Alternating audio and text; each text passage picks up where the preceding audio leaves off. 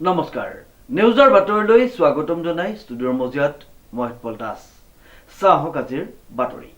বিশিষ্ট লেখিকা কবি মামণি গগৈ হাজৰিকাৰ দ্বিতীয় কবিতা সংকলন মন মন্দাকিনী এটি গাম্ভীৰ্যপূৰ্ণ অনুষ্ঠানেৰে যোৰহাট প্ৰেছ ক্লাবৰ সভাকক্ষত উন্মোচন কৰা হয় নিউজৰ এক ৰিপৰ্ট কবি লেখিকা মামণি গগৈ হাজৰিকাৰ দ্বিতীয় কবি সংকলন মন মন্দাকিনী যোৰহাট প্ৰেছ ক্লাবত এটি গাম্ভীৰ্যপূৰ্ণ অনুষ্ঠানেৰে উন্মোচন কৰা হয়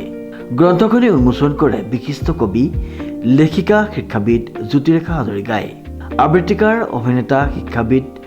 যোগানন্দ বৰা নাট্যকাৰ পৰিচালক অভিনেতা ৰূপকুমাৰ বৰা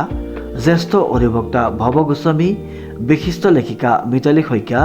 বিশিষ্ট সাহিত্য অনুৰাগী প্ৰতাপ চন্দ্ৰ বৰুৱা নাট্যকাৰ মানৱেন্দ্ৰ বৰা বিশিষ্ট কণ্ঠশিল্পী মিনু বৰুৱা প্ৰাগ নিউজৰ ব্যুৰো চিফ উৎপল বৰা কণ্ঠশিল্পী ৰশ্মিৰেখা শব্দ প্ৰকাশক ৰঞ্জিত গগৈ সমাজকৰ্মী অমৰ বৰুৱা জিনামণি গগৈ শ্যামলী চেতিয়া জ্যোতিমালা বৰুৱা উপস্থিত আছিল ৰঞ্জন শৰ্মাই আঁতৰা অনুষ্ঠানটিত প্ৰকৃতিপ্ৰেমী সমীৰয়ে আমন্ত্ৰিতসকলক গছপুলি প্ৰদান কৰে উল্লেখযোগ্য যে এই একে অনুষ্ঠানতে কণ্ঠশিল্পী ৰশ্মি বৰুৱা কাকতিৰ কণ্ঠত নিৰ্মিত অডিঅ' ভিজুৱেল অসমীয়া গীতৰ উন্মোচন কৰা হয় বিভিন্ন সাংস্কৃতিক অনুৰাগী শিল্পী উপস্থিত থকা অনুষ্ঠানত ৰশ্মি বৰুৱা কাকতিক উৎসাহিত কৰা হয় সমীৰ ৰয় ৰিপৰ্ট নিউজ নাও